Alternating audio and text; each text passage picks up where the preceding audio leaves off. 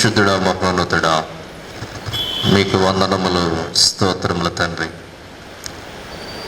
సాయంకాల సమయంలో మరి ఒక శిలువ ధ్యానంలో ఈ వారాంతంలో మేమందరము పాలు పొందుటకు మీరు ఇచ్చిన అవకాశమును బట్టి వందనములు ఆయన. పగటి కాలం అంతా మీరు మాతో ఉన్నందుకు మీకు స్తోత్రం చెల్లిస్తూ ఉన్నాం. దేవా, ఇంతవరకు కూడా ప్రభువా మీరు మాతో మాట్లాడుతూ వస్తున్నందుకు మీకు స్తోత్రాలు. సమయంలో కీర్తనల గ్రంథంలో ఉన్నటువంటి ఆయన భక్తుల ప్రార్థనలు మేము ధ్యానం చేయనగా మీ పరిశుద్ధాత్మ నడిపింపు మాకు దయచేయమని ప్రార్థిస్తూ ఉన్నాం. మీదైన సేవకుని ప్రభువా మీ సిలువ చాటును మరుగుపరచండి, జ్ఞాపకం చేసుకున్నాడు. నా నోటి మాటలు మందరి హృదయ ధ్యానములు మీ దృష్టికి అంగీకారమగలాగిన సహాయం చేయమని యేసుక్రీస్తు వారి పరిశుద్ధ నామములు అడుగుచు వేడుకొనుచున్నాము తండ్రి. దయచేసి కూర్చునండి. దేవుని పరిశుద్ధ నామమునకు మహిమ కలుగునుగాక. హల్లెలూయా, హల్లెలూయా, హల్లెలూయా. ప్రియమైనటువంటి దేవుని సంగమా, దేవుని బిడ్డలారా, సాయంకాల సమయంలో మరి యొక్క శిలువ ధ్యానంలో 28వ శిలువ ధ్యానంలో పాలు పొంది ప్రభు యొక్క నామాన్ని కనపరచడానికి ప్రత్యేకముగా కీర్తనల గ్రంథంలో ఉన్నటువంటి భక్తుల యొక్క ప్రార్థనలు, విజ్ఞాపనలు ధ్యానము చేయటానికి దేవుడిచ్చిన అవకాశాన్ని బట్టి ఆ దేవాది దేవునికి నేను వందనములు, స్తోత్రములు చెల్లిస్తూ ఉన్నాను. ఈ రోజు నుండి మరి వచ్చే వారం అంతా కూడా కీర్తనలు మనము ధ్యానం చేస్తాం. చాలా సందర్భాల్లో కీర్తనలు మనము చదువుతుంటాం కానీ వాటి గురించి ఎక్కువ ధ్యానం చేయం. అందుకే ఈ ప్రత్యేకమైనటువంటి కీర్తనలు ధ్యానం చేయటానికి ఏర్పాటు చేయటం జరిగింది. కీర్తన గ్రంథంలో రకరకాల విభాగాలు ఉన్నాయి. అందులో ఒక భాగము ఏమిటంటే పశ్చాత్తాప కీర్తనలు, పెనిటెన్షియల్ సాంగ్స్. భక్తులు పశ్చాత్తాపముతో చేసినటువంటి ప్రార్థన. ఈ 7 కీర్తనలు కూడా పెనిటెన్షియల్ సాంగ్స్ అంటారు. పశ్చాత్తాపముతో వ్రాసినటువంటి కీర్తనలు. ఇదొక special category in the songs, the book of songs. So ఆ 7 కీర్తనలు కూడా ఈ సంవత్సరం మన ధ్యానాల్లో మరి మనం ఏర్పాటు చేసుకున్నాం. చాలా అద్భుతమైనటువంటి కీర్తనలు, చాలా ప్రాముఖ్యమైనటువంటి కీర్తనలు. 7 కీర్తనలు కూడా ఇక షీట్లో మీకు ఉంటుంది. ఈరోజు 6వ కీర్తన. ఈ 6వ కీర్తన మరి దావీదు రాసినటువంటి కీర్తనలు కూడా వేరే వేరే వాళ్ళు రాశారు. ఆసాపు, కోరహ కుమారులు, దావీదు, ఇట్లా. కాకపోతే ఎక్కువ దావీదు రాశాడు కాబట్టి దావీదు కీర్తనలు అంటామా, అది నానుడి అట్లా వచ్చిందన్నమాట. ఇది దావీదు రాసినటువంటి కీర్తన. ప్రధాన గాయకునికి, ప్రధాన గాయకుడు అంటే క్వైర్లో ఉండేటువంటి వారు కావచ్చు, మన ప్రధాన గాయకుడు దేవుడే. మరి ఆయనకు రాస్తున్నాడు ఈ కీర్తన. అష్టమ శృతి తంతి వాద్యములతో పాడదగినది. పైన హెడ్డింగ్ చదువుతున్నాను. అష్టమ శృతి అంటే కూడా ఒకసారి మనం ధ్యానం చేస్తాం ఈ కీర్తన ఒక చోట ఎక్కడో. మరి సంగీతంలో సరి గమ పాద ని 7 స్వరాలు ఉంటాయి. సరిగమ పద నీ తర్వాత మళ్ళీ సావస్, అది హై పిచ్ అనమాట. ఇది ముందుకు వెళుతుంటే సనిదప మగరిసా అనేది వెనక్కి, సనిదప మగరిలో ముందుకు వెళ్తాం అనమాట. ముందుకు వెళ్ళినప్పుడు పిచ్ మారుతుంది అనమాట, హై పిచ్లోకి వెళ్తున్నాను అనమాట. సరిగమ పదని సా అనేటోడికి మళ్ళీ కొంచెం టోన్ మారుతుంది అనమాట. అంటే హై పిచ్లో మరి పాడదగినటువంటి కీర్తన ఇది. ఈ కీర్తన చదివేటప్పుడు కానీ పాడేటప్పుడు కానీ లో వాయిస్తో చదవకూడదు. ఈ కీర్తన చదివేటప్పుడు చాలా హై పిచ్లో చదవాలన్నమాట. అది మనం చదవలేమో కానీ ఎట్లా చదవాలో కూడా బైబిల్లో రాశాడు. ఏది ఎట్లా చదవాలి. సంతోషంగా చదవాల్సిందేమో ఏడుస్తూ చదవకూడదు. ఏడుస్తూ చదవాల్సిందే నవ్వుకుంటూ చదవకూడదు. అవి మనం చూసుకోవాలి. ఏదో ఇచ్చారు కదా అని చెప్పి చదవమంటే అక్కడేమో ఏడుపు గురించి నవ్వుకుంటా చదివామనుకోండి, దానికి బ్యాలెన్స్ అవ్వదు, కుదరదు. అక్కడ చూసుకోవాలి. అక్కడ మనం ఏం చదువుతున్నామో అక్కడ కాంటెక్స్ట్ ఏంటి చూసుకోవాలి మనం. అది రాశారు బైబిల్లో, అది మనం చేయటం అని కాదు, రాశారు కాబట్టి చెప్పుకుంటాం. అష్టమ శృతి మీద అంటే చాలా గట్టిగా పీసుగొంతుతో ఏడుస్తారు చూసారో అదనమాట. పీసుగొంతుకు వచ్చేస్తుంది. మనం గట్టిగా అరిచేటప్పటికి ఏమవుతుంది, మా వాయిస్ అంతా పోతుంది, పీసుగొంతుకు వచ్చేస్తుంది. ఆ పీసుగొంతుతో పాడాల్సినటువంటి కీర్తన అనమాట. అంటే అంత బాధ, అంత కష్టము వచ్చినప్పుడు పీసుగొంతుకే తప్ప మామూలుగా మాట్లాడలేము. వాయిస్ మారిపోద్ది, టోన్ మారిపోద్ది మనకి. దాన్ని మనం తప్పు పట్టలేమా. ఆ బాధలో ఉన్నప్పుడు ఇక అది తప్పదు, ఇక మామూలుగా మాట్లాడలేము.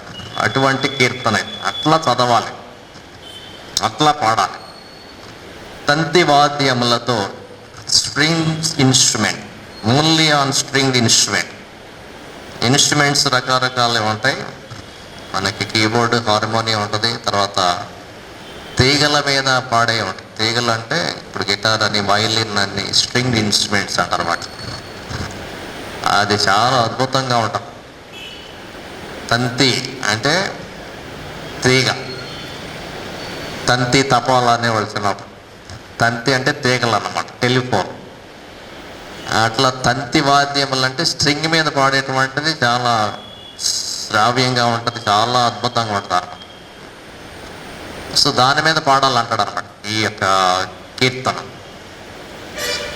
సో ముందు చెప్పాడు దీన్ని ఎట్లా చదవాలి, ఎట్లా పాడాలి, మ్యూజిక్ వాయిస్తే దేని మీద వాయించాలి, పాడాలంటే ఏ శృతిలో పాడాలి ముందే చెప్పాడు.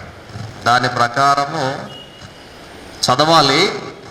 అయితే మన అంత ఇప్పుడు టాప్లో ఎత్తాలంటే నా వల్ల కాదు, మీ వల్ల కాదు. మామూలుగా చదువుకుందాం ప్రస్తుతం. యెహోవా నీ కోపము చేత నన్ను గద్దింపకము, నీ ఉగ్రతతో నన్ను శిక్షింపకము. మరి ఇది ఏ అకేషన్లో రాశాడో తెలియదు కానీ తాను చేసినటువంటి పాపమును బట్టి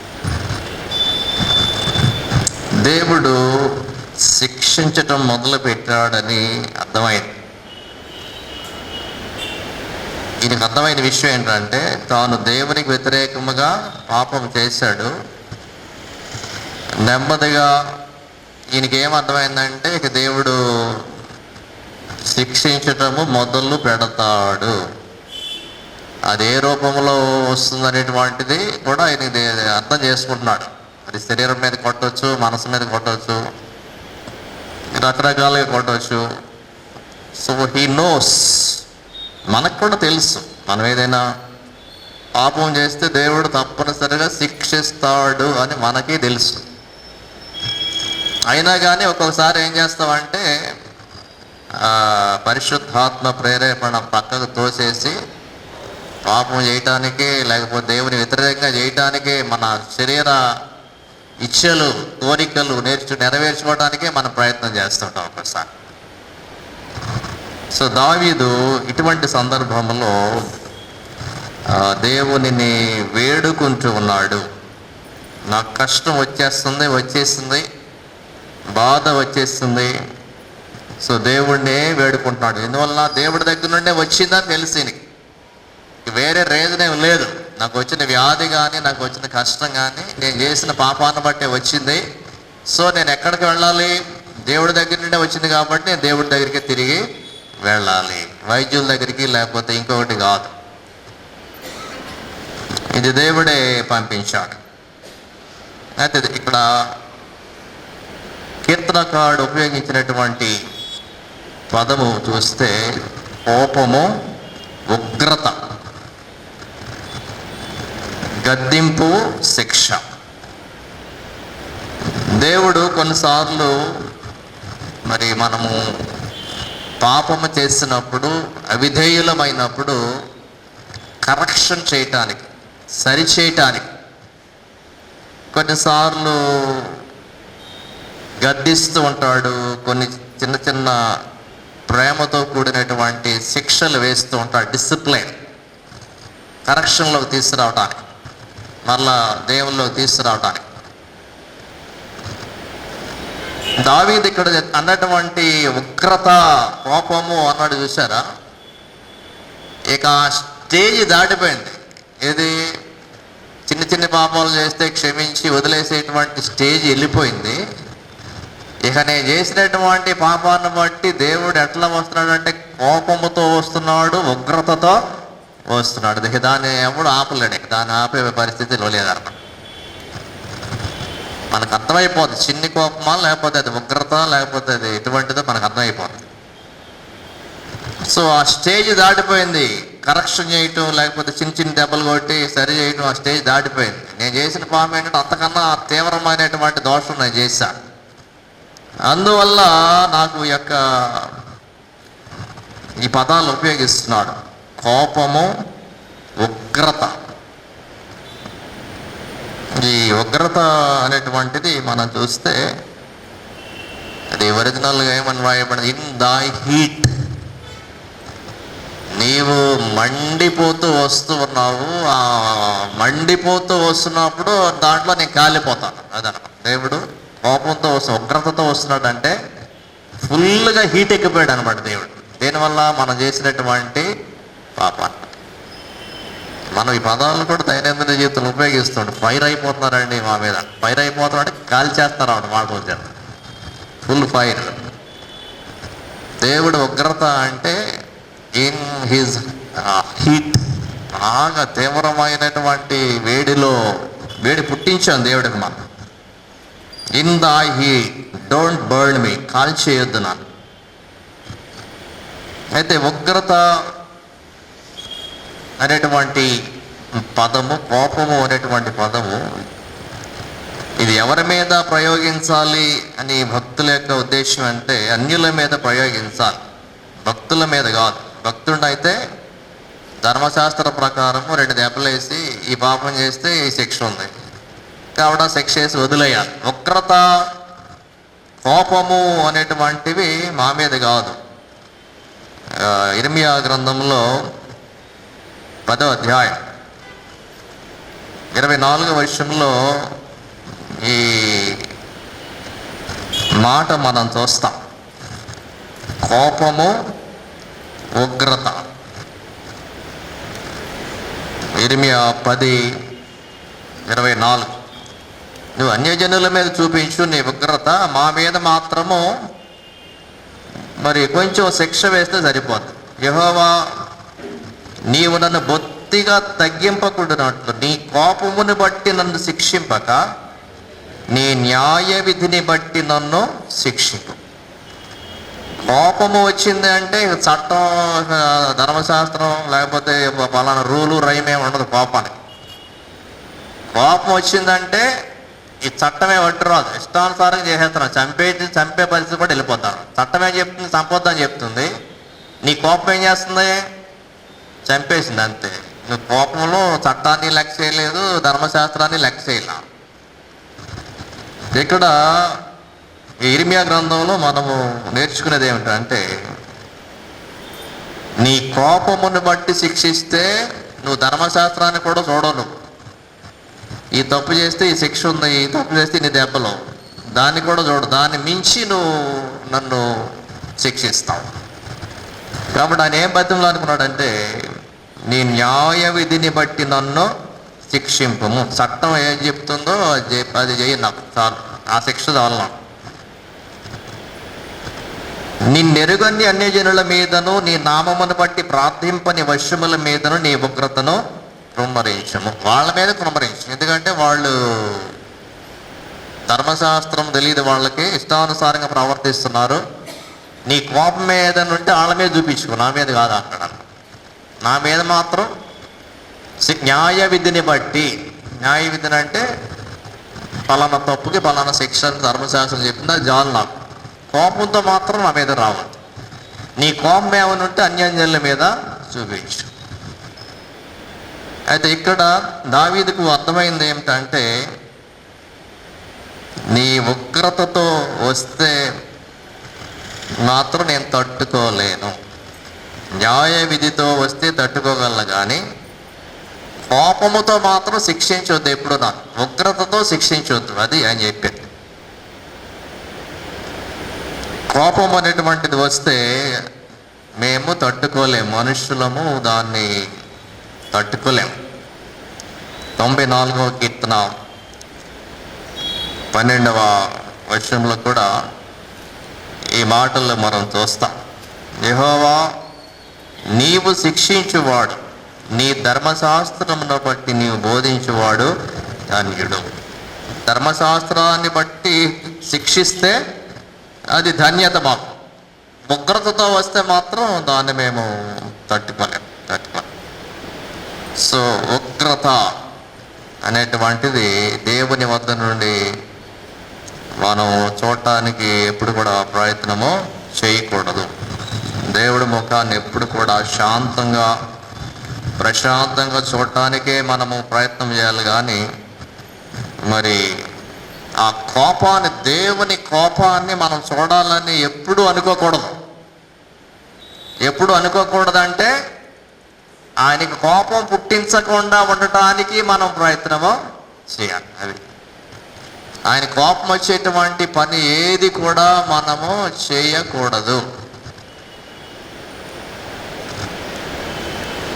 ఆదికాండం 39వ అధ్యాయంలో 19వ వచనంలో పోతీఫర వచ్చినటువంటి కోపం అన్నమాట. ఇటువంటి కోపం అది.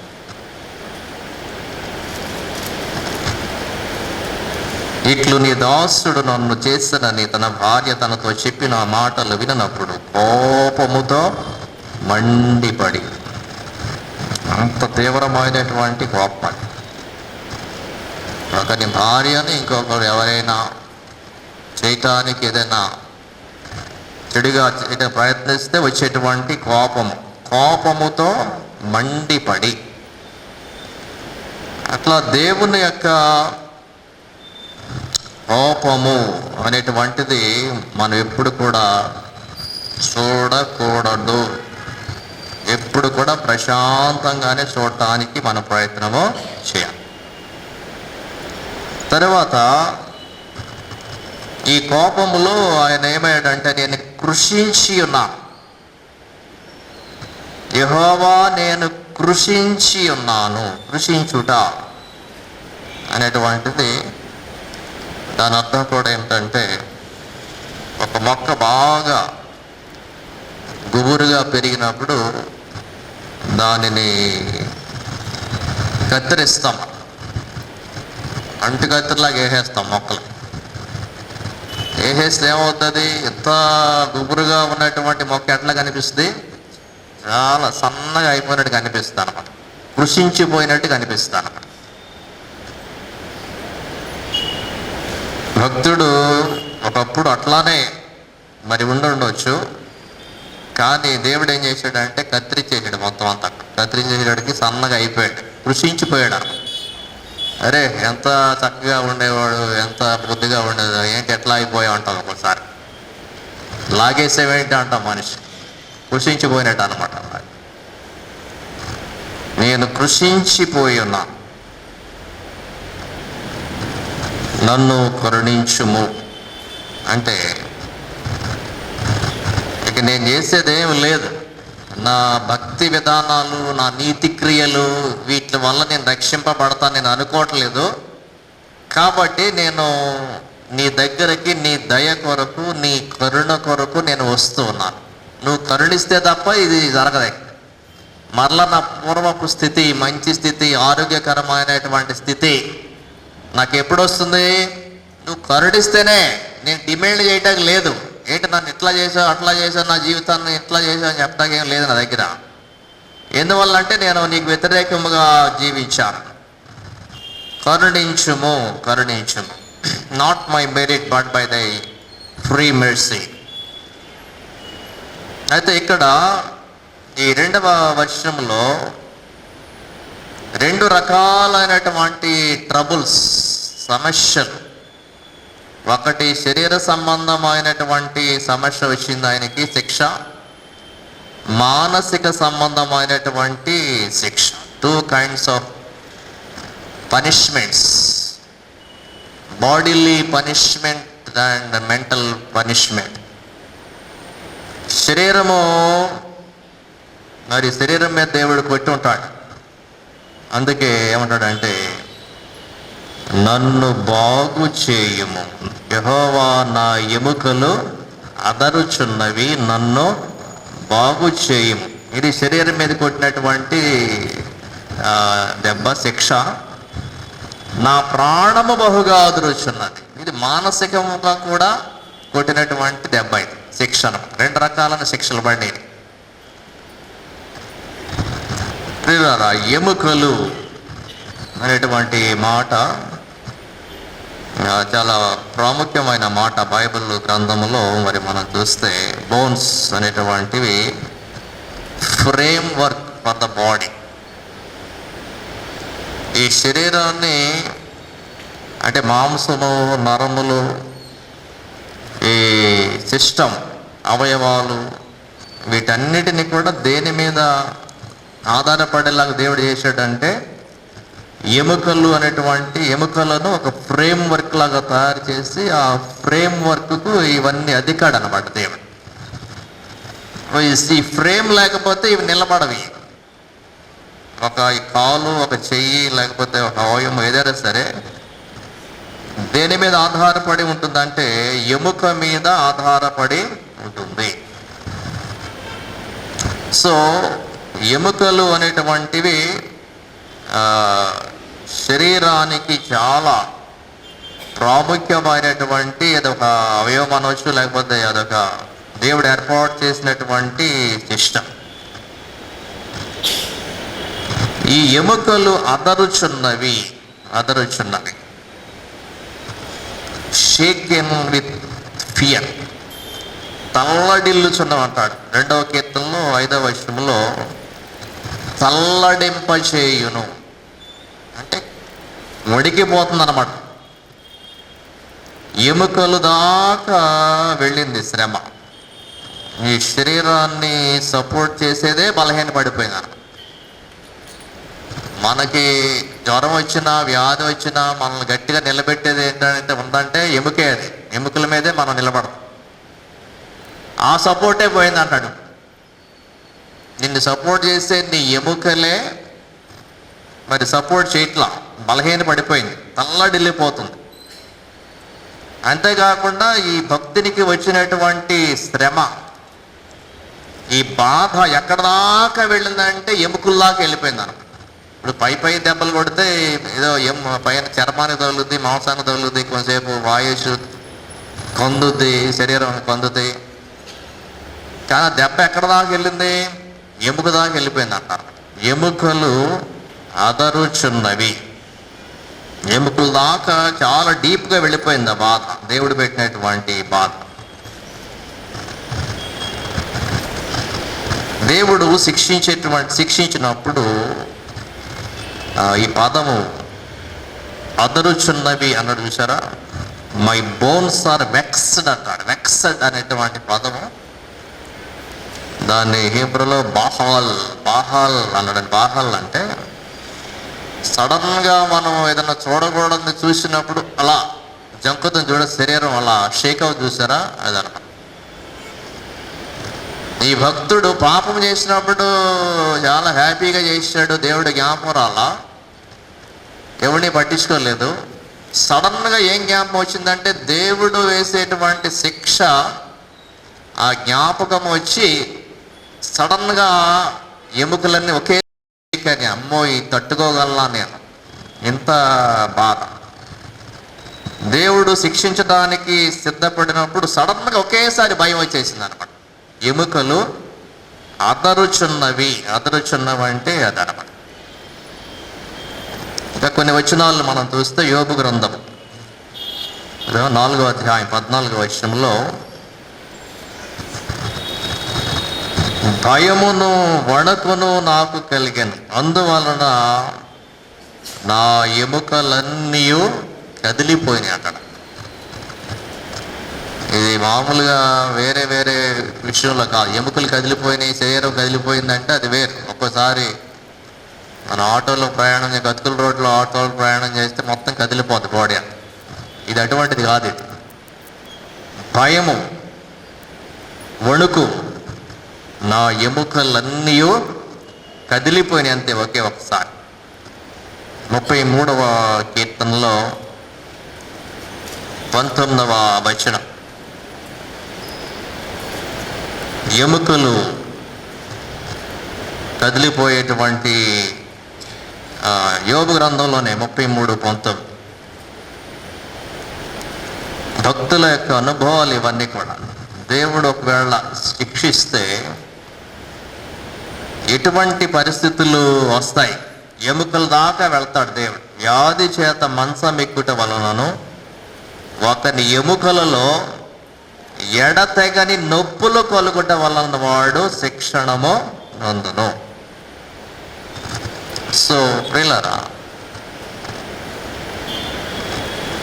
నేను కృషించి ఉన్నాను, నా ఎముకలు అదరుచున్నవి, కదిలిపోయిన ఎముకలన్నీ కూడా. నన్ను కరుణించుము, నా ఎముకలు అదరుచున్నవి. సో ఇక్కడ ఆయన చేసే ప్రార్థన ఏమిటంటే, నన్ను బాగు చేయుము.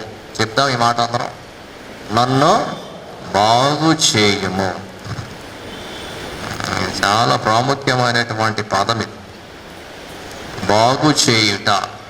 పాడైపోయిన దాన్ని తిరిగి కట్టే దాన్ని ఏమంటారండి? బాగు చేయుట.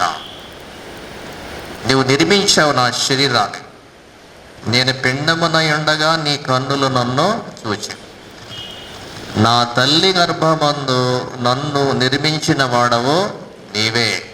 నిర్మాణం చేసావు నా శరీరాన్ని. ఇప్పుడు ఏమైంది? నా శరీరం పాడైపోయింది, కదిలిపోయింది మొత్తం అంతా. ఇప్పుడు భూకంపం వచ్చింది, ఏమైందంటే ఇళ్ళన్నీ కూడా అక్కడ పెద్ద పెద్ద బిల్డింగ్లు కదిలిపోయినాయి మొత్తం అని, బీటలో వచ్చేసి కదిలిపోయినాయి. అందులో ఇక నివాసం ఉండగలమో లేదో తెలియదు. శరీరం కూడా ఒక కుదిపినట్లు కదిలిపోతే ఇది ఎంతవరకు పనిచేస్తుంది అనేటువంటిది గ్యారెంటీ లేదన్నమాట. అందుకే శరీరాన్ని చాలా జాగ్రత్తగా కాపాడుకోవాలి. దూకకూడదు, పరిగెత్తకూడదు. ఒక వయసు వచ్చిన తర్వాత చాలా జాగ్రత్తగా కాపాడుకోవాలి. చిన్నపిల్లలు ఇది ఎగురుతూ ఉంటారు. ఒక వయసులో పిల్లలను చూస్తే వాళ్ళు ఆపలేం, వస్తుంది ఎగురుతూనే ఉంటారు. మనమిగా దాన్ని అలా చేయలేము. చిన్నగా నడవాలి, మెల్లగా నడవాలి, అడుగులు అడుగు వేసుకుంటూ నడవాలి.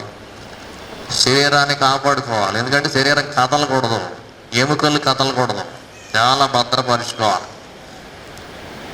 ఒక వయసు దాటేసరికి బోన్ డెన్సిటీ తగ్గిపోతూ ఉంటుంది. పేషెంట్స్, షుగర్ పేషెంట్స్, థైరాయిడ్ ఇట్లా ఉన్నటువంటి వాళ్ళకి పెళ్ళుదనం పెరుగుతాను బోను. అందుకే ఓల్డ్ ఏజ్లో బాత్రూమ్స్లో పడిపోతే చిడిక్కు నిరిగిపోతాయి ఎముకలు. చాలా జాగ్రత్తగా ఉండాలన్నమాట. ఎముక అనేటువంటిది నిలబెట్టేది, మన శరీరాన్ని నిలబెట్టేటువంటి ఫ్రేమ్ వర్క్ అని. నన్ను బాగు చేయు, నన్ను బాగు చేయు. సో ప్రియులారా, హీబ్రూ పొయిట్రీలో ఈ ఎముక అంటే శరీరంలో ఒక బలమైనటువంటి పార్ట్ అది. ఈ హీబ్రూ పొయిట్రీలో పద్య భాగాల్లో భౌతిక శరీరం అంతటికి కూడా సూచన. నీ ఎముకల్లో ఆరోగ్యం ఉంది అంటే మొత్తం శరీరం అంతటికి కూడా ఆరోగ్యం ఉన్నట్టే. సామెతల గ్రంథంలో 16వ అధ్యాయం 24వ వచనం చదివితే, మాటలు, దేవుని మాటలు, ఇంపైన మాటలు తేనెపట్టు వంటివి, అవి ప్రాణమునకు మధురమైనవి, ఎముకలకు ఆరోగ్యకరమైనవి. అంటే నువ్వు ఒక మంచి మాట మాట్లాడకపోతే, ఎదుటి వ్యక్తి విషయంలో నీవు ఒక మంచి మాట మాట్లాడకపోతే అది అనారోగ్యం ఎక్కడ తీసుకొస్తుందండి? ఎముకల్లో అనారోగ్యం తీసుకొస్తుంది. ఎముకలకు అనారోగ్యం వస్తుందండి. ఒక మాట చాలా ఎఫెక్ట్ ఇస్తుంది అన్నమాట. మాట చాలా పవర్ఫుల్ అది. ఎముకలకు ఆరోగ్యకరమైన, అంటే మంచి మాటలు ఏం చేస్తాయి? శరీరానికి ఆరోగ్యాన్ని ఇస్తాయి, ఎముకలకు బలాన్ని ఇస్తాయి అన్నమాట. సో భక్తుడు, నన్ను బాగు చేయము, నన్ను బాగు చేయము. సో ఈ రాత్రి కాలంలో మనం చేయాల్సినటువంటి ప్రార్థనలో ఒక పదము ఏమిటంటే, నన్ను బాగు చేయుము. నా శరీరం అంతా కదిలిపోయింది, నా జీవితం అంతా షేక్ అయిపోయింది నేను చేసినటువంటి పాపాన్ని బట్టి. నన్ను బాగు చేయు. Heal me O lord. నన్ను బాగు చేయి ప్రభువా, నేను పాడైపోయాను. నీవు నిర్మించినటువంటి విధానంలో నా శరీరం లేదు, నువ్వు నిర్మించినట్లు నా శరీరం లేదు. ఇప్పుడు దాన్ని మరలా నీవు బాగు చేయుము, బాగు చేయి.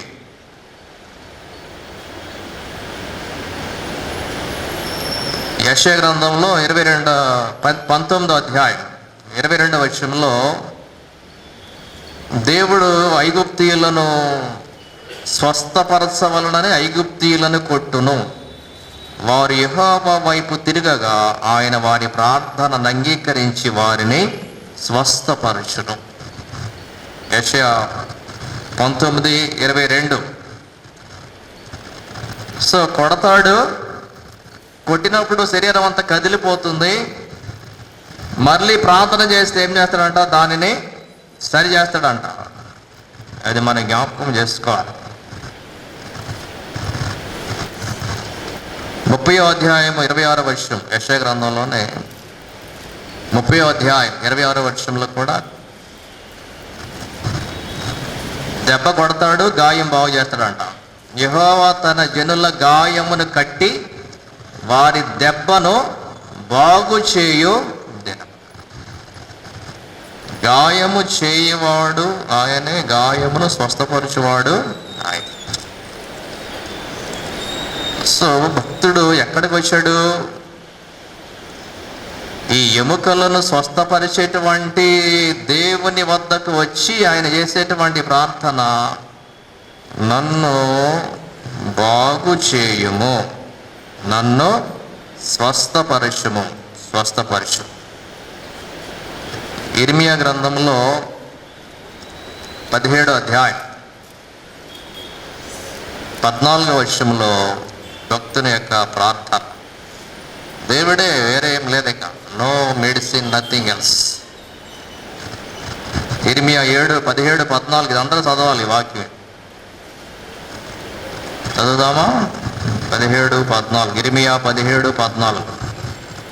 యెహోవా, నీవు నన్ను స్వస్థపరచుము, నేను స్వస్థత నొందుదును. నన్ను రక్షించుము, నేను రక్షింపబడుదును. నేను నిన్ను స్తోత్రించుటకు నీవే కారణభూతుడు. Heal me O Lord so that I will be healed. స్వస్థపరచు ప్రభువా, బాగు చేయి ప్రభువా. ఈ భక్తుల యొక్క ప్రార్థన. కదిలిపోయిన శరీరం ఉంటే కనుక, జీవితం కదిలిపోయి ఉంటే, ఈ రాత్రి కాలంలో మనం చేయాల్సిన ప్రార్థన ఏమిటంటే, నన్ను బాగు చేయుము, నన్ను స్వస్థపరచుము.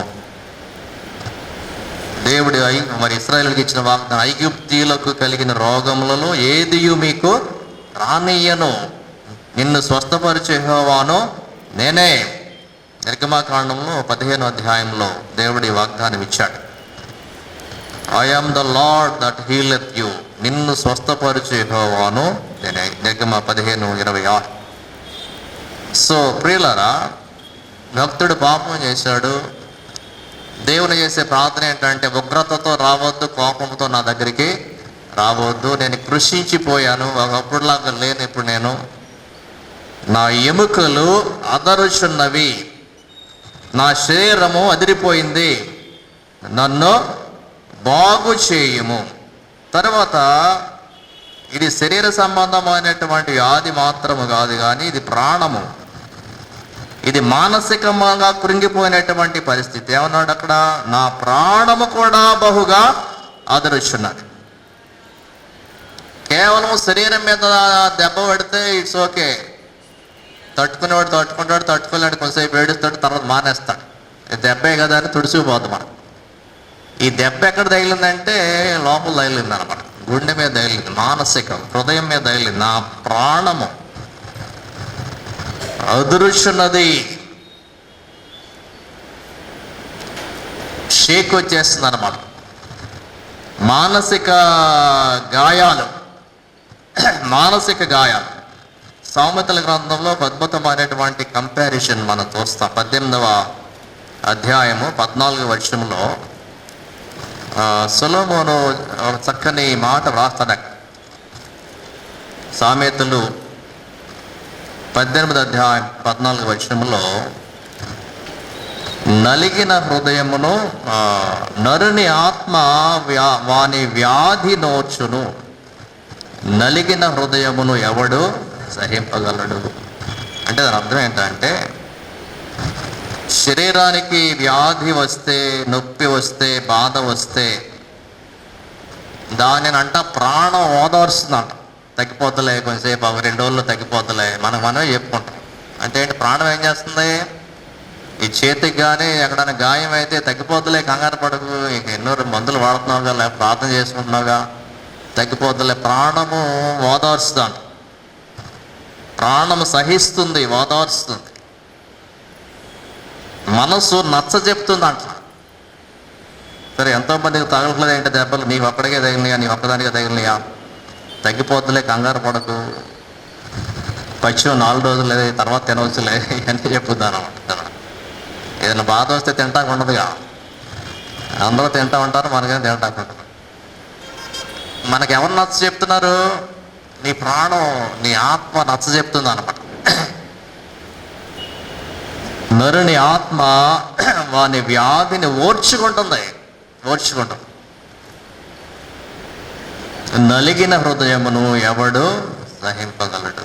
ఆ ఓదార్చేటువంటి ఆ హృదయానికే బాధ వస్తే ఎవడు ఓదార్స్తాడు ఇంకా అంటాడు అనమాట. అది శరీరానికి బాధ వస్తే హృదయం ఓదార్స్తుంది, కానీ హృదయానికే బాధ వచ్చింది. ఇప్పుడు ఎవరు హృదయానికి మందు వేస్తారు? అందుకే అన్నారు, ఏమన్నారు? మనోవ్యాధికి మందు లేదు, నువ్వు ఎన్ని మందులు మింగినా పని చేయదు. అది మానసికమైనటువంటి వ్యాధి. అది ప్రాణము అదరుచున్నది. శరీరానికి గాయం అయితే మందులతో మనం ఏదో ట్రై చేస్తాం, తగ్గుద్ది కదా అని చెప్పి. అందుకే ఒకరిని కొట్టేటప్పుడు శరీరం మీద కొట్టవచ్చు, కానీ ఎక్కడ కొట్టకూడదు? మనసు మీద కొట్టకూడదు అన్నమాట. అది మానద గాయం మాందం. ఒక మాట అంటే చాలా లాక్కు పీక్కోవాల్సి వస్తుంది. ఒక వారం పడుతుంది మళ్ళీ సెట్ అవటం. అరే ఏంట్రా ఒకటి అయిపోయి పరిస్థితి అయిపోయింది. సో ఒక మాట మాట్లాడేటప్పుడు చాలా జాగ్రత్తగా మనము మాట్లాడాలి. కర్ర పెట్టి కొట్టావా, ఓకే, పెద్ద పట్టించుకోం, 2-3 గంటల్లో తగ్గిపోవచ్చు, అది రోజులో తగ్గిపోద్ది. మనస్సు మీద గాయము అనేటువంటిది అది నయమయ్యేటువంటిది కాదు. చాలా జాగ్రత్తగా మనము మాట్లాడాలి. సో ప్రియులారా, ఇక్కడ భక్తుని యొక్క ప్రార్థన, ప్రాణము అదరుచున్నది. అందుకే దేవుడు నలిగిన హృదయము గల వారికి ఆయన ఆసన్నుడు అన్నాడు. శరీరం మీద కొడితే డాక్టర్ గారో ఎవరో ఒకళ్ళు స్వస్థపరుస్తే ఏదో హీలింగ్ వస్తుంది. మానసిక గాయానికి లేక హృదయానికి ఇబ్బంది అయితే విరిగి నరిగినటువంటి హృదయం ఒకవేళ ఉంటే కనుక ఆయన నీకు దగ్గరగా ఉంటాడు. నిన్ను ఆ స్థితిలో నుండి బయటకు తీసుకొని వస్తాడు. అసలు మనసు బాగోకపోయినా ఎముకలు ఎండిపోతాయి అంట.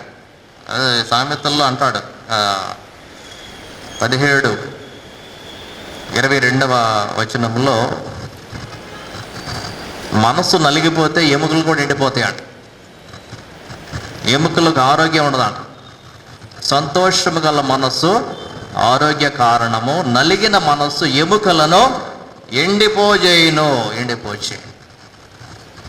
సో మనస్సు బాగోకపోతే, ప్రాణం మీదకి వస్తే, మానసికమైనటువంటి సమస్యలు మరి తలెత్తినప్పుడు మనము దేవుని వద్దకు రావాలి. అదే 34వ కీర్తనలో 18వ వచనంలో, విరిగిన హృదయము గల వారికి యెహోవా ఆసన్నుడు, నలిగిన మనస్సు గల వారిని ఆయన రక్షించును. 147వ కీర్తనలో 3వ వచనంలో ఈ మాటలు మరి మనం చూస్తాం. గుండె చెదరిన వారిని ఆయన బాగు చేయువాడు, వారి గాయములు పట్టువాడు. సో ప్రియులారా, ఇది శరీర సంబంధమైన సమస్య, మానసిక సంబంధమైన సమస్య. దేవుడు వేసే శిక్ష శరీరానికి శిక్ష పడింది, మనసుకు కూడా శిక్ష పడింది. ఈ రెండిటిలో కూడా భక్తుడు ఎవరి దగ్గరికి వస్తున్నాడు? దేవుడి దగ్గరికి వస్తున్నాడు. నన్ను బాగు చేయుము అన్నాడు. తరువాత నా ప్రాణము అదరుచున్నది, నీవే నాకు సహాయము చేయాలి. సో శరీరం మీద దెబ్బ కాదు, మానసికమైనటువంటి దెబ్బ. ఇది చాలా తట్టుకోలేనటువంటి పరిస్థితి. యేసు ప్రభు సిలువకు ముందు కూడా ఇదే మాటలు, నా ప్రాణము బహుగా తల్లడిల్లుచున్నది. మత్తయి సువార్తలో 26వ అధ్యాయం. మానసికంగా ఆయన ఎంతో వేదన చెందినటువంటి వాడిగా ఆ సిలువ సిద్ధపాటులో మనం చూస్తాం. మత్తయి 26:38 వచనంలో ఈ మాటలు మరి మనం చూస్తున్నాం. మరణమగునంతగా నా ప్రాణము బహుదుఃఖములో మునిగి ఉన్నది. సో అంత ఆయన వేదన చెందినటువంటి వాడిగా మరి మనము గమనిస్తున్నాం. స్వస్థపరిచేటువంటి వాడు ఆయనే. ఎముకలు అదరిన, ప్రాణము అదరిన, ఎముకలను బాగు చేయువాడు, ప్రాణమును నెమ్మదిపరిచేవాడు ఆయన. మన దేవుడు ఉన్నాడు, మనకు భయం లేదు. సరిచేసేటువంటి వాడు ఉన్నాడు. ఇప్పుడు చేసింది ఆయనే కాబట్టి సరి చేయటం కూడా ఆయనకి తెలుసు. మనం వేరే ప్రయత్నాలు చేయాల్సినటువంటి అవసరత లేదు.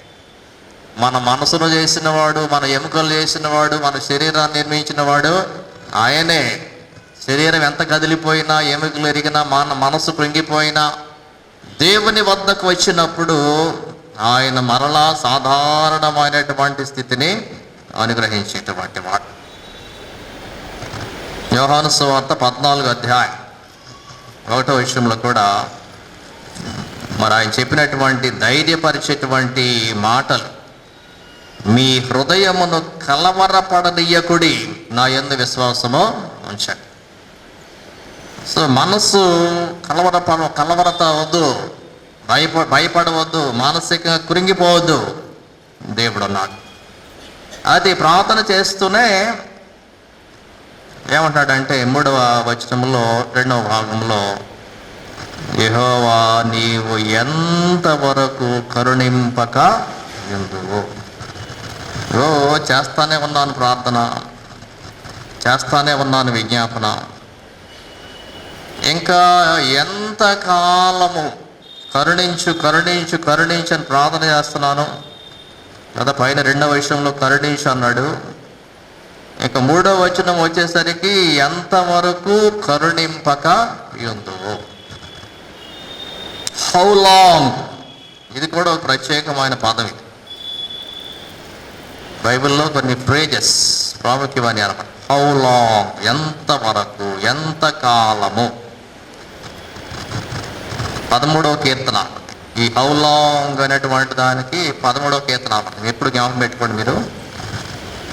ఎంత కాలము, ఎన్నాళ్ళు అనేటువంటిది వచ్చిందంటే 13వ కీర్తనకి వెళ్ళిపోవాలి. హౌ లాంగ్, ఎంత కాలం. చూస్తారు ఇక్కడ ఏమన్నారు, మొదటి 2 వచనాల్లో యెహోవా ఎన్నాళ్ళ వరకు నన్ను మరచిపోదవు, నిత్యము మరచెదవు, నాకెంత కాలము విముఖుడవై ఉందవు, ఎంతవరకు నా మనసులో నేను చింతపడదు, ఎంతవరకు నా హృదయంలో పగలంతయో దుఃఖాక్రాంతుడనై ఉండను, ఎంతవరకు నా శత్రువు నా మీద తన్ను హెచ్చించుకో. చూసారా ఎన్నిసార్లు అన్నాడు, ఎంతకాలం ప్రభా, ఎన్ని రోజులు చేయాలి ఈ ప్రార్థన. చేసిందే చేసి తెల్లారులు ఏ ప్రార్థన. హీబ్రూ లాంగ్వేజ్లో ఇంకోటి ఉంది, ఎంతకాలము, ఎన్నాళ్ళ వరకు నాడు. చూసారా ఆ పదం మీద పైన చిన్న జిగ్జాగ్ లాంటి ఒక గుర్తు పెడతాడు. చిన్న జిగ్జాగ్, ఇలా చిన్న గీతలు, ఇలా జిగ్జాగ్ లాంటి. అంటే పదము ఎట్లా చదవాలి అంటే కొంచెం వణికించుకుంటూ చదవాలి.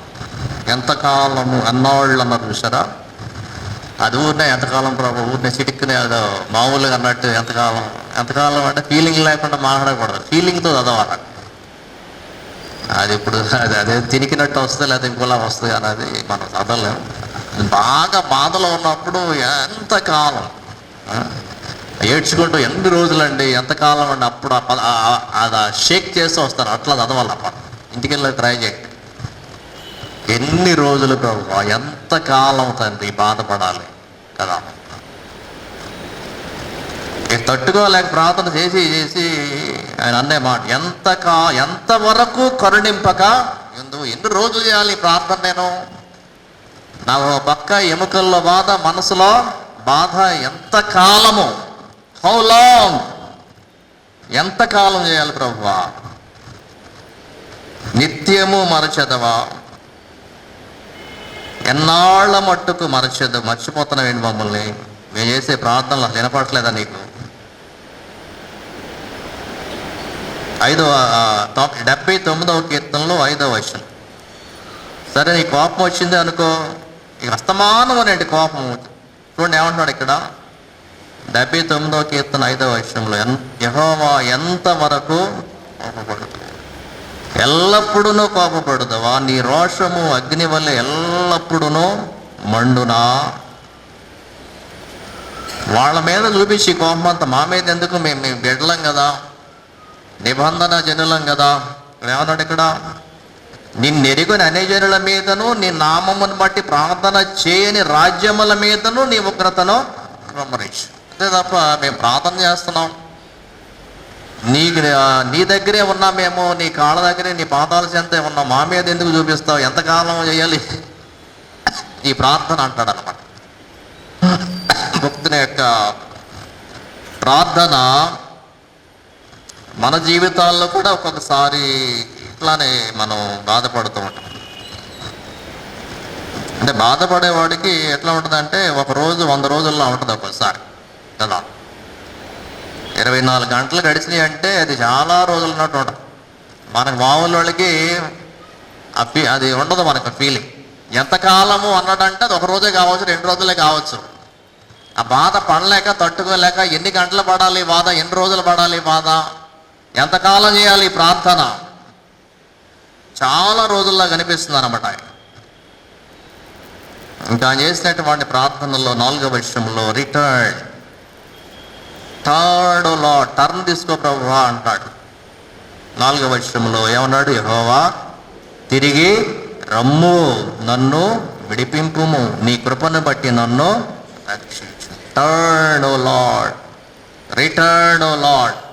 అంటే దావీదు ఏమనుకున్నాడంటే దేవుడు నన్ను వదిలేసి చాలా దూరం వెళ్ళిపోయాడు, నన్ను పట్టించుకోకుండా వెళ్ళిపోయాడు, చాలా దూరం వెళ్ళిపోయాడు. ఆ ఫీలింగ్ వచ్చేసింది అనమాట ఆయనకి. దేవుడు నాకు దూరం అయిపోయాడు, నేను దేవుడికి దూరం అయిపోయాను. అందుకే నాకు ఈ కష్టాలన్నీ వస్తున్నాయి, ఈ బాధలన్నీ నాకు వస్తూ ఉన్నాయి. కాబట్టి ఆయన ఏమని బతుకులాడుకుంటాడు దేవుడిని? రిటర్న్ ఓ లార్డ్, టర్న్ ఓ లార్డ్. టర్న్ తీసుకో, ఎక్కడికి? నా దగ్గరికి నువ్వు మరలా రావటానికి. వదిలేశాడు దేవుడు నాకు. నా ఫీలింగ్ వచ్చేసింది అనమాట. చాలా దూరం వెళ్ళిపోయాడేమో దేవుడు. మరలా రా ప్రభువా, నా దగ్గరకు తిరిగి రమ్ము, తిరిగి రమ్ము. ఈ పదాలన్నీ మనం ఉపయోగించి ప్రార్థన చేస్తే అసలు పెద్ద ప్రార్థన అయిపోద్ది. చేసిన ప్రార్థన చేయకుండా చాలా పెద్ద ప్రార్థన మనం చేయొచ్చు. సో టర్న్ ఓ లార్డ్, తిరిగి రమ్ము. మనం ఏం చేయాలి? మనము కూడా దేవుని వద్దకు తిరిగి రావాలి. హోషేయ ఒక పిలిపిస్తాడు. హోషేయ గ్రంథంలో 6వ అధ్యాయము 1వ వచనములో ప్రజలకు ఇచ్చే పిలుపు, మనము యెహోవా యొద్దకు మరలుదము రండి. మనం దేవుడిని విడిచి ఎక్కడెక్కడికో ప్రయాణం చేస్తున్నాం, ఎటేటో ప్రయాణాలు చేస్తున్నాం, దేవుడిని వదిలేసి ఎటేటో వెళ్ళిపోతున్నాం. ఆయన ఇచ్చే పిలుపు ఏంటండి? హోషేయ 6:1, మనము యెహోవా యొద్దకు మరలుదము రండి. Come on, let us turn to lord. ఆయన మనలను చీల్చివేసెను, ఆయనే మనలను స్వస్థపరచు. ఆయన మనలను కొట్టెను, ఆయనే మనలను బాగు చేయును. చూడండి, కొట్టాడు బాగు చేస్తాడు, చీల్చేశాడు స్వస్థపరుస్తాడు. మనము యెహోవా యొద్దకు మరలుదము రండి. ఆ తప్పిపోయిన కుమారుడు మరలినట్లు ఏం చేయాలి? మనం దేవుని వద్దకు తిరిగి రావాలి. భక్తుడు ఇక్కడ అంటున్నాడు, దేవుణ్ణి తిరగమంటున్నాడు. టర్న్ ఓ లార్డ్, యెహోవా తిరుగుము. యెహోవా నన్ను తిరిగి రమ్ము, నన్ను విడిపింపుము, నీ కృపను బట్టి నన్ను రక్షించు. నేను రక్షింపబడాలంటే కేవలము నీ యొక్క కృప మాత్రమే. ఇక త్వరగా 5వ వచనంలో, మరణమైన వారికి నిన్ను గురించిన జ్ఞాపకము లేదు, పాతాళములో ఎవరిని కృతజ్ఞతాస్తుతులు చెల్లించుదురు. చచ్చిపోతే గనక ఎవరు నీ కృతజ్ఞతలు చెల్లిస్తారు? నన్ను బ్రతికింపజేస్తే, నా ఎముకలను సరిచేసి, నా శరీరాన్ని సరిచేసి, నా మానసిక స్థితిని సరిచేస్తే నేను బ్రతుకుతాను. బ్రతికి నేనేం చేస్తాను? నీ కృతజ్ఞతాస్తుతులు చెల్లిస్తాను. ఒకవేళ నేను చచ్చిపోతే కనుక ఎవరు నీ కృతజ్ఞతాస్తుతులు చెల్లిస్తారు? అదే అంటాడు ఇక్కడ. చచ్చిపోతే వన్స్ ఫర్ ఆల్ అయిపోయింది. నువ్వు లేచి వచ్చి థ్యాంక్స్ గివింగ్ ప్రేయరు అదేం ఉండదు ఇక. 31వ కీర్తనలో 9వ వచనంలో ఏమన్నాడు? మన్ను నిన్ను స్తుతించునా, నీ సత్యమును గూర్చి అది వివరించునా. పైన ఏమంటాడు? నేను గోతిలోనికి తిని నా ప్రాణం వల్ల ఏమీ లాభం. నేను చచ్చిపోతే ఏంటి లాభం? నీకేం లాభం ఉండదు చచ్చిపోతే.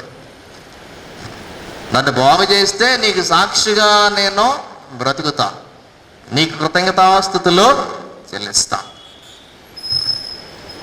పాతాళములో మరణించినటువంటి ఎవరు నీ కృతజ్ఞతాస్తుతులు చెల్లిస్తా. ఇంకా తన యొక్క స్థితి చెప్తాడు 6వ వచనంలో, నేను మూలుగుచు అలసి ఉన్నాను. ఇది కూడా చాలా టైం చాలదు కానీ చాలా చెప్పవచ్చు వీటి గురించి. వస్తుంది మూలుగుచున్నాను. ఆ ఎముకల్లో ఉన్నటువంటి బాధ, ఆ మనసులో ఉన్నటువంటి బాధ వలన ఏం చేస్తున్నాడండి? మూలుగుచున్నాడు అన్నమాట. మూలుగుచున్నాను, మూలుగుచు అలసి ఉన్నాను అంటే అర్థం ఏంటంటే ఇక మూలిగే శక్తి కూడా నాకు లేదు, అయిపోయింది. గట్టిగా మూలిగి అమ్మా అయ్యా అబ్బా అప్పుడు అందరూ జ్ఞాపకం వస్తారు మనకు. అసలు అమ్మా నాన్నలో ఎక్కువ జ్ఞాపకం వస్తారు. అమ్మా అంట ఎక్కువ, ఒక్కొక్కళ్ళు ఒక్కలా మూలుగుతారు, అది వేరే విషయం. మూలిగే శక్తి కూడా లేక అలిసిపోయాను నేను. ఇక మూలిగే నో వాయిస్. ఇక మూలగలేక ఏం చేస్తున్నానంటే ప్రతి రాత్రి కన్నీరు విడిచుచు నా పరుపు తేలజేయుచున్నాను, నా కన్నీళ్ల చేత నా పడక కొట్టుకొని పోచున్నాను.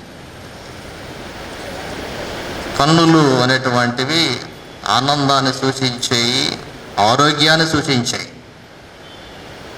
ఏంటండి, కళ్ళు సంతోషాన్ని సూచిస్తాయి, ఆరోగ్యాన్ని కూడా సూచిస్తాయి. నీకు ఆరోగ్యం బాగపోతే కళ్ళు చెప్పేస్తాయి, కళ్ళు గుంటలు పడిపోతాయి, కళ్ళు అక్కడ రంగు వచ్చేస్తుంది కళ్ళ కింద. ఈజీగా చెప్పేసి ఏదో బాధలో ఉన్నారని చెప్పి. భక్తుని యొక్క ప్రార్థన, ఏడ్చి ఏడ్చి ఏడ్చి ఎంత నా పరుపు తేలజేయుచున్నాను, నా పడక కొట్టుకొని పోవచ్చు, అంత కన్నీరు గార్చాను. ప్రతి రాత్రి కూడా ఇదే వేదన, బాధ. ఎప్పుడుకోగా నిద్ర పట్ల ఈ బాధ అమ్మాయి అనుకుంటా. కన్నులు గుంటలు పడుచున్న విచారము చేత నా కన్నులు గుంటలు పడుచున్నవి, చివికి ఉన్నవి, నాకు బాధ కలిగించే వారి చేతవి చివికి ఉన్నవి. చివికి ఉన్నవి అంటే ఐ సైట్ వచ్చేసింది అన్నమాట. ఏడ్చి ఏడ్చి ఏడ్చి ఏమైందండి, కళ్ళకు మసక వచ్చేసింది అన్నమాట. ఎక్కువ ఏడ్చినా కూడా కళ్ళు నీళ్లు ఎక్కువ, కళ్ళ మసక వచ్చేస్తున్నారు. ఆ బాధల్లో కన్నీళ్లలో ఎక్కువ ఏడ్చేసేటప్పటికి ఏమైపోయింది, కళ్ళు దెబ్బతినేసి మసక వచ్చేసి. అంత ఏడ్చాను నేను, అంత బాధపడ్డా నేను, అంత ఇబ్బంది కలిగింది నాకు. చివికి పోయినవి, గుంటలు పడిపోయినాయి నా కళ్ళు, విజన్ దెబ్బతినేసింది. పిల్లరా, అంత కష్టం అనుభవించినటువంటి దావీదు అయితే సడన్గా 8వ వచనంలో ఒక మాట అంటాడు. ఫస్ట్ ఏమో సడన్గా భయపడిపోయి ఎముకల్లో అదిరిపోని అన్నాడు. 8వ వచనం వచ్చేసరికి యెహోవా నా రోదన ధ్వని విని ఉన్నాడు, పాపము చేయవాళ్ళారా మీ అందరూ నా యొద్ద నుండి తొలగిపోడు. యెహోవా నా విన్నపము ఆలకించి ఉన్నాడు, యెహోవా నా ప్రార్థన అంగీకరించు. ఒక గొప్ప ధైర్యం వచ్చేసింది ఒకేసారి, ఎముకల్లో సత్తు వచ్చింది, ఎముకల్లో బలం వచ్చేసింది ఒకేసారి. ఎందువల్ల, ఎంత ప్రార్థన చేస్తే ఆయన కలిగిన ఫీలింగ్ ఏంటంటే దేవుడు నా ప్రార్థన ఆలకించాడు, ఇక నాకు స్వస్థత వస్తుంది, నా మానసిక గాయాలైనా కడతాడు, ఆయన నా ప్రార్థనను అంగీకరించి ఉన్నాడు, నా విన్నపం ఆలకించి ఉన్నాడు, యెహోవా నా ప్రార్థన అంగీకరించుడు. నా శత్రువులందరూ సిగ్గుపడి బహుగా అద్దరుచున్నారు, వారు ఆకస్మికముగా సిగ్గుపడి వెనుకకు మళ్ళుతారు. ఆలకించి అంగీకరించేటువంటి దేవుడు, శత్రువులను సిగ్గుపరిచేటువంటి దేవుడు, సడన్గా హెల్ప్ చేసేటువంటి దేవుడు. సడన్గా ఎట్లా శిక్షించాడో, సడన్గా ప్రార్థన ఆలకించి సడన్గా వచ్చి దేవుడు నీకు తప్పనిసరిగా సహాయము చేస్తాడు. ప్రార్థన వినేటువంటి దేవుడు, విన్నపం ఆలకించేటువంటి దేవుడు, ప్రార్థన అంగీకరించేటువంటి దేవుడు. సో 6వ కీర్తనలో భక్తుని యొక్క తీవ్రమైనటువంటి అస్వస్థత చూస్తాం, దేవుడు అనుగ్రహించేటువంటి గొప్ప సమాధానం కూడా చూస్తాం. ఆయన ప్రార్థన ఆలకించేవాడు, స్వస్థపరిచేవాడు, నీ ఎముకలకు సత్తువ, నీకు ఆరోగ్యము పుష్టి కలుగజేసేటువంటి వాడు ఆయన. ఆ క్షీణ దశ నుండి మరల ఆరోగ్యకరమైనటువంటి స్థితిని ఇచ్చేవాడు ఆయన. లేచి నిలువబడి ప్రార్థన చేసుకున్నాం.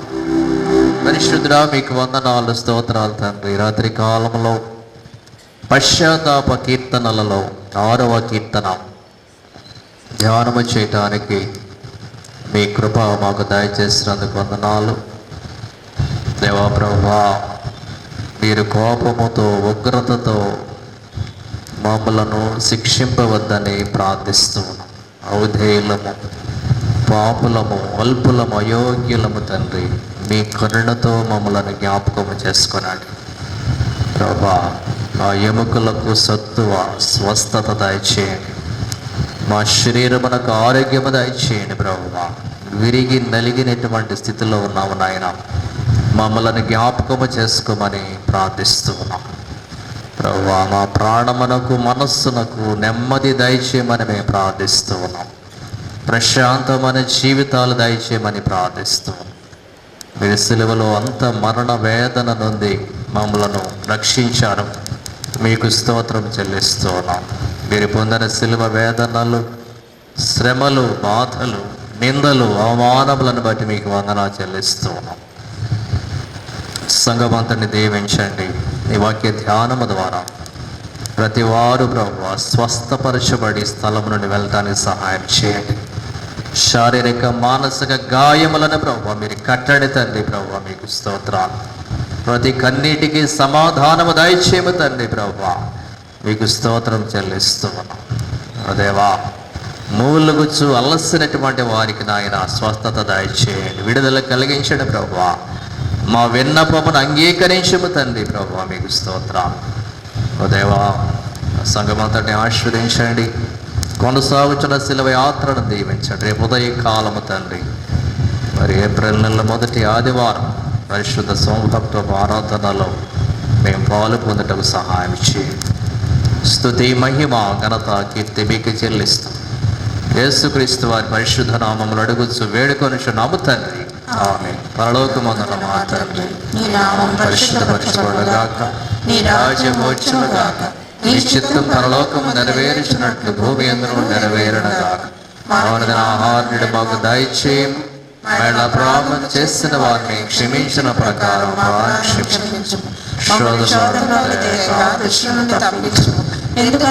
రాజ్యము, శక్తియు, మహిమయు నిరంతరము నీవేనవి. ఆమేన్. మన ప్రభువైన యేసుక్రీస్తు కృపయు పరమ తండ్రి అయిన దేవుని ప్రేమయు పరిశుద్ధాత్మయోన సహవాసం మనందరికీ సదా తోడైండును గాక. ఆమేన్.